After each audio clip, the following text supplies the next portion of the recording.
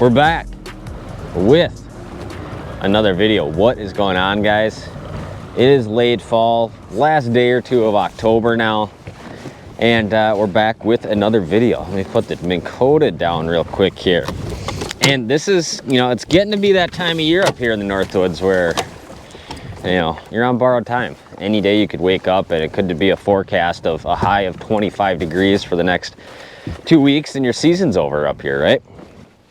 And one thing I always like to do, you know, kind of this time of year is, as we get close to the end here, post turnover on a lot of these natural lakes, and when you start getting water temperatures down in that mid 40 degree range, is I like to come out and do some scouting on a lot of these lakes I like to fish for kind of first ice walleye locations. As we know, inevitably, ice season is on the way. And with that being said, once you get water temps kind of at this time frame, you have fish starting to set up and kind of living in an area where they're gonna be kind of through that first ice time frame. And as we all know, it's increasingly, Mike was way down there, hopefully the audio is all right, but it's increasingly more difficult to come out and catch fish and find fish through an 8-inch hole than it is out in a boat like this when I have all my tools right at my disposal. Now granted, through the ice we still got our forward facing sonar, we still got our Mega Live, we still got, you know, our GPS map and everything like that. But when you got to do it all through an 8-inch hole, not as easy. So today we're going to kind of do that. We're going to catch a few fish, and I'm going to kind of, this is kind of a video I make roughly like this, kind of around the same time each year, because it's something I enjoy coming out doing, and it really shortens the curve once you get out here on an ice, when there's ice, whether you're on a snowmobile or four-wheeler or just on foot or whatever. It's much more difficult to find fish through an 8-inch hole. So I like to come out, find them this time of year, get those waypoints down, and I'm going to kind of walk you guys through the process today and hopefully catch a few walleyes while we're doing it. I'm not going to torment them too much today because I just got a short little time today, but going to come out, shoot this quick video, walk you guys through the process and how I like to kind of scout and find fish for that early ice time frame. So stay tuned. Let's get it going on. Couple hooks, that's some good old-fashioned graph walkthroughs. Let's make it happen.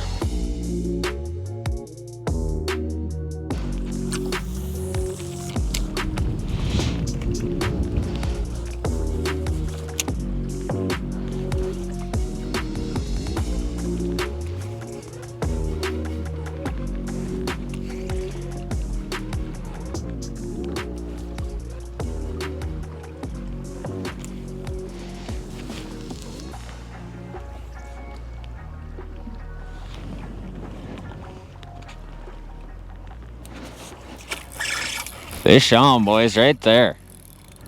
Man, did he thump it good. Could be a bass, though. I don't know. What do you guys think? Big smallie or walleye? Gotta be a smallie, right? Oh, yeah.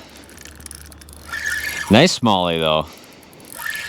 Well, they're not all walleyes up here, apparently, which is fine, because these things on an ice rod in a month or so are absolutely wild. They're wild on a normal rod. I mean, they just absolutely go berserk here. But we're fishing just a little seam in the weeds, and this is one spot where I'm always looking for fall walleyes in this late fall time frame or early ice walleyes. And a lot of times knowing these little sweet spots puts you on the right track to just where game fish in general congregate. That's a nice smallie right there for sure. We'll grab you, buddy. Real golden one. The sun's just gonna beat off him. Real nice right there. There we go. Well, fish number one. Didn't take too long at all to catch that one. Not the right species, but we'll keep looking around, chucking around, see if we can't stumble into a big pot of walleyes.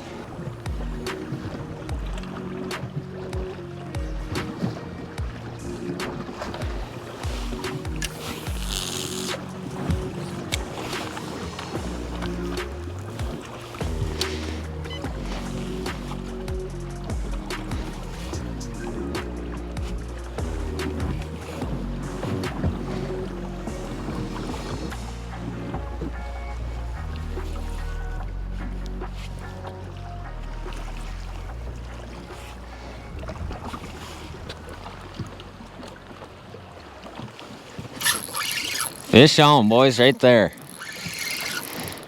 There we go. Oh yeah, real nice walleye. Real nice walleye here. just kind of sliding around some of these big shallow spots. That is 100% what we're after here. And man, these fish absolutely just flock to these areas this time of year. And there we go. It's a nice walleye right there.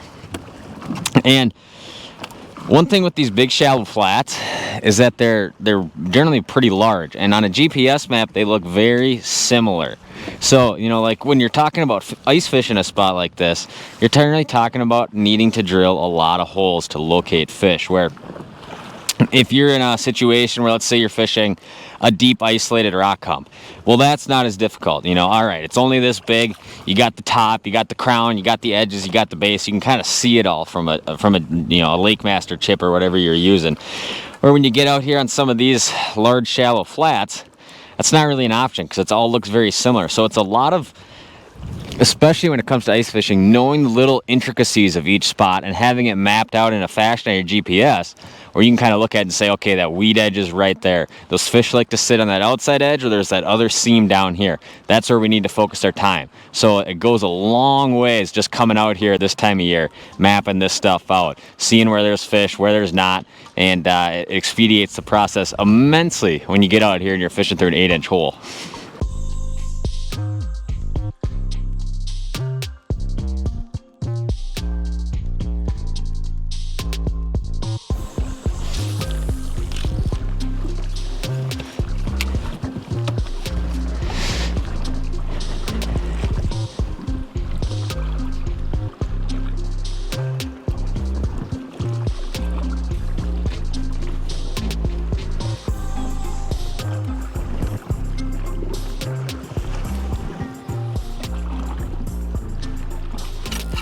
Fish on.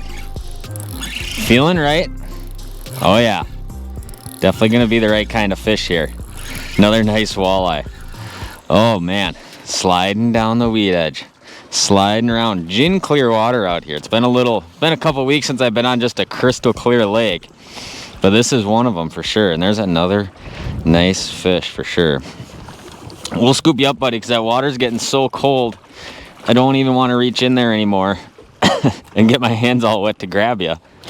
Perfect. Jig came right out. And there we go. That's what we're after. It's kind of a hard reality if you're somebody like me who likes being in a boat so much, that eventually we're going to be out here fishing through the ice and catching and targeting a bunch of these guys right here. There's a little bit of excitement I have for it, but regardless of how excited I am or not, it's inevitable that we'll be there soon. And doing a lot of this work beforehand goes so immensely far for targeting fish through the ice. What's the biggest difference between catching fish in a boat and catching fish on the ice? Efficiency. You're so much more efficient in the boat with how much you're able to use technology. Move around very fast. Look at different spots. See where there's fish. See where there's not fish. All that stuff is much more labor intensive when you're ice fishing. So doing some of this work beforehand makes a massive difference come a month and a half from now. All right, well, let's go run through one of these spots and kind of show you guys the breakdown process.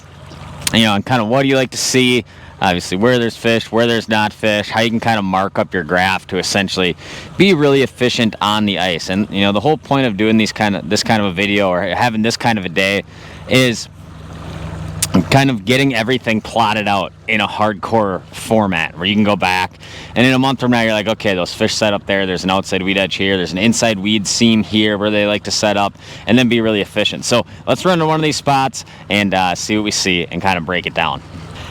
All right, guys, well, we're pulled up to one of these spots in which we want to look at and kind of lay out well for the ice season.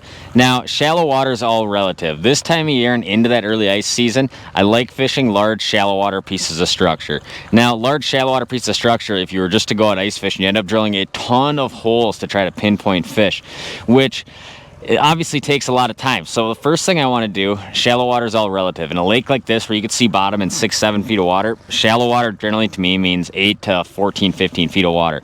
So I'm going to set my mid-depth or my shallow water highlight out to 10 here. And it's sunny out, so we'll do our best to make sure this comes through. Highlight minimum value 10, highlight maximum value 15. So that's going to highlight everything in red is going to be 10 feet and less. Everything in green is going to be 10 to 15 feet. Now, this is the classic kind of looking spot in which I like to look at.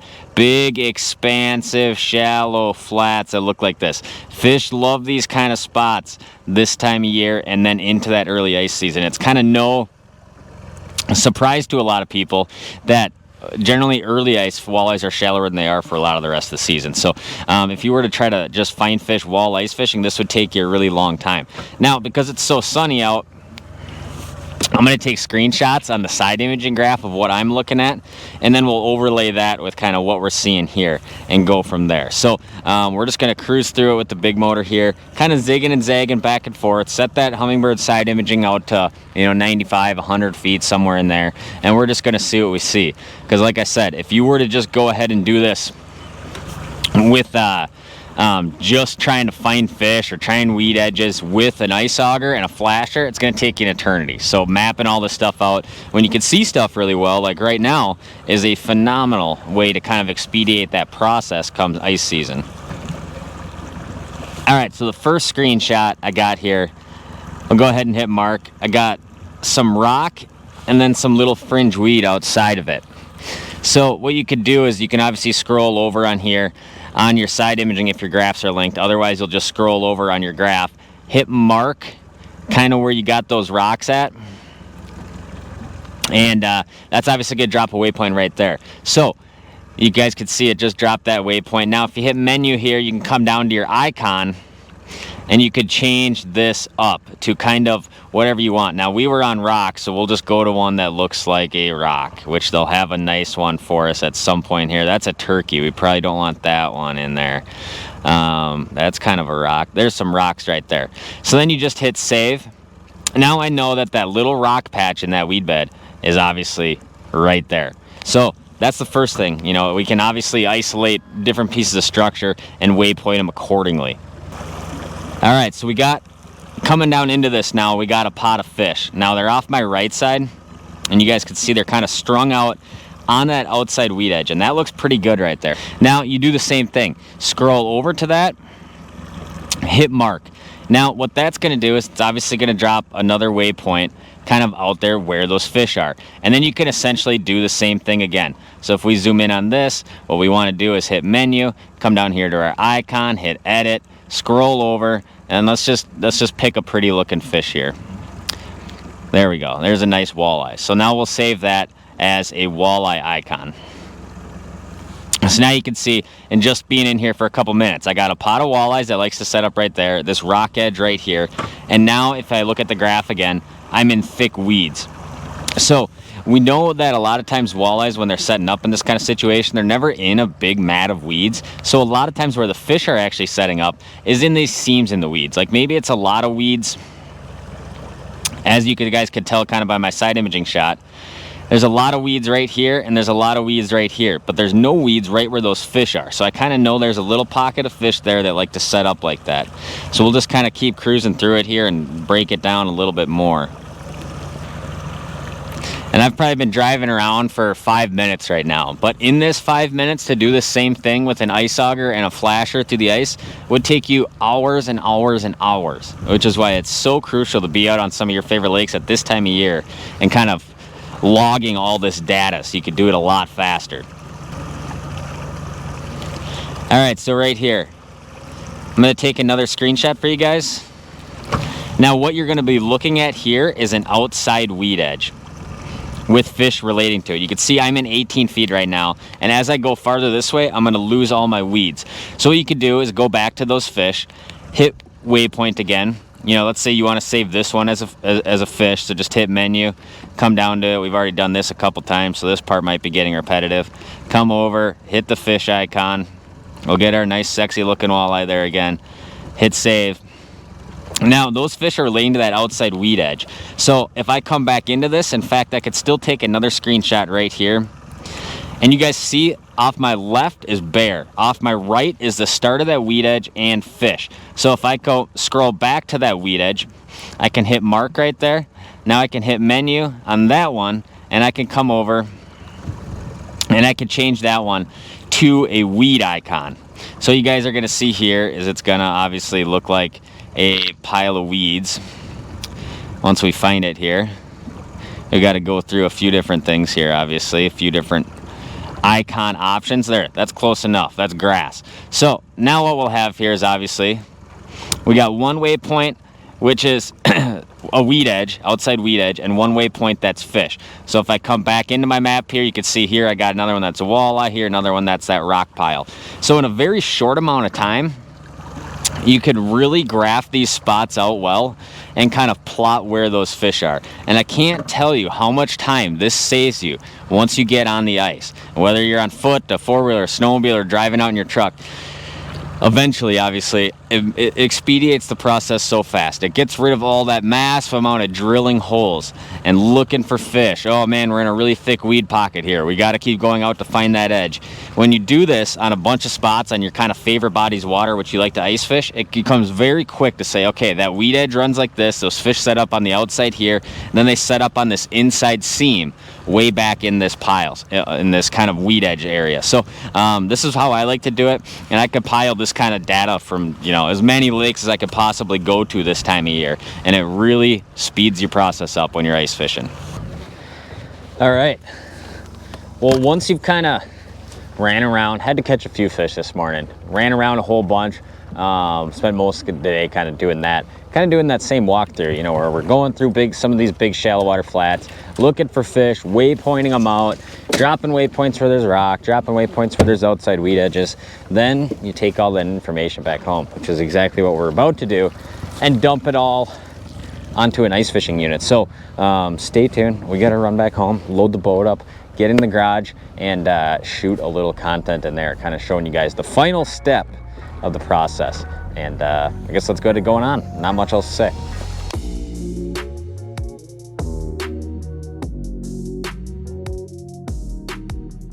All right, it is a whole bunch of hours later now. It's actually about 10 o'clock at night now. And we're kind of doing the wrap-up section to this video, showing you guys kind of the final process on kind of how you complete the circuit of getting the waypoints from your boat to a machine in which you're going to use on the ice, or whatever kind of piece of electronics you're going to use in the ice. Now, the great part about Humminbird is I just pulled one of these out of kind of my Helix 9 Mega Live bundle, in which I'll be using a lot on the ice. Now, it's super easy to transfer waypoints. If you go from one brand to the other, it can be difficult. Other brands can be more difficult. The great part about running everything Humminbird, whether that's a Helix 7 flasher, or Helix 7 system, which you mainly use the flasher and sonar out on the ice plus GPS, or whether it's one of these bigger 9-inch units or bigger units that you might run with like a Mega Live bundle or a 360 ice bundle. All these waypoints are super easily transferable, and that's what I like. So this is the one that's probably going to go on my snowmobile. But if I'm just going to walk out one day and I want to put these waypoints on my Helix 7, the process would be exactly identical, the same. But the main thing is, which we're trying to achieve here, we want to be able to have our waypoints from the boat transferred to a piece of equipment which we can use on the ice. So that's what we're going to do right now. So if we come over here to the Helix, the 9 I have mounted in the boat right now. Now here's some of these waypoints in which I dropped today, and some squiggly red lines from when I was catching fish. You can see rock waypoint, walleye waypoint, a weed waypoint, and a walleye waypoint out in this area here. Basically what you want to do is you want to take a micro SD card and put it in there. I always use like a Lake Master chip or something like that. Then hit menu, and we're going to come over here to waypoints, routes, and tracks. So now once you click waypoints, routes, and tracks, what I want to do is select waypoints and then come down here to this screen. Here's the waypoints in which I dropped today. Oh man, we got a flashy dying strobe light here. Hopefully you guys can still see me all right. I don't know. But anyways, we're still getting the garage all dialed in right now for filming. But anyways, you come over here. Now what I want to do is go up to options, come down, select all, and export. Now what I'm going to do is I'm going to end up exporting right here. You guys can see select all and export. What I'm going to end up doing is exporting these to this micro SD card, which is about what it's about to do right here. Select yes. Nav data successfully exported to XD card. All right, so I got my Helix, which I'm gonna use on the ice, all powered up now. Now, I just scrolled over to the same spot on the GPS map so you guys will be able to see when the waypoints kind of fill. Simply pop your SD card that has your nav data, which you just exported from your unit from the boat, on there. Then you're gonna get this option right here, upload nav data from SD card. You wanna hit yes on that. So click yes on that. It's gonna take a second, and actually it's already that fast. Look how fast it is. So immediately we scroll in, there's our rock waypoint. There's our walleye waypoint right there, where the walleyes were schooled up. You come out here a little bit farther and it's gonna show you that same waypoint where we have that weed edge and then that other big pot of fish. And I do this on multiple graphs throughout the course of the winter. If, like I said, if I'm walking and just have a smaller like Helix 7 bundle or something like that, I'll do it on there. If I'm on a snowmobile and I like to have my Helix 9 dash mounted, I have all my waypoints right there. And you can go across, you know, you could take every single waypoint you drop in your graph and transfer it straight to an ice unit. And that's one of the beautiful things about running Humminbirds in the open water and on ice. And that's pretty much the process. Super simple, super easy, but 100% worth the time to do. This time of year, I always like to make a lot of kind of trips, or even if it's just a day trip with a very small focus on actually catching fish, to a lot of the bodies of water and destinations, which I know I'm gonna be ice fishing on a lot. And then do the same thing. Look for where those fish are set up. Once you have water temps kind of sub 50 degrees, especially the later the better, because you know there's, you know, once you have turnover happening, you have a lot of water temps, 45, 44, 46, in that range and lower, those fish are not gonna move really a whole lot from now until first ice. They're kind of locked into their locational deal that's going on. So finding them this time of year, dropping waypoints on those fish, transferring that structure and fish location data onto graphs you're gonna be using during the ice fishing season, worth its weight in gold. I'm sure I've said this 100 times on this episode so far, but it makes the ice fishing process of finding and catching fish and knowing what you're drilling holes on top of so much, it feels so much better in your heart that time of year, because everything's so hard when you're ice fishing, and this is one thing that doesn't have to be that hard. So appreciate you guys watching this video. Just a quick little rundown, couple fish catches, some of the graph work I like to do. Like I said, I kind of like to do this video like every year and just kind of show you guys the process. But appreciate you guys watching this one. I'm off on another adventure tomorrow. It's late at night right now. Gonna wrap the boat up, throw some rods from the new rod racks. We'll give you guys a nice garage tour down the road once it's a really cold and miserable day outside, and we're kind of, I got ice shacks over here right now, ice augers that got to get rigged up, ice shacks that got to get built, sleds, rod boxes, tons of rods on the ceiling, flasher combos, Helix 9 Mega Live combos, all this stuff we got to build as ice season comes, but we're going to enjoy a couple more weeks in the boat still. So appreciate you guys watching this one. If you guys are not yet, please subscribe. Stay tuned for more content. We'll see you next time.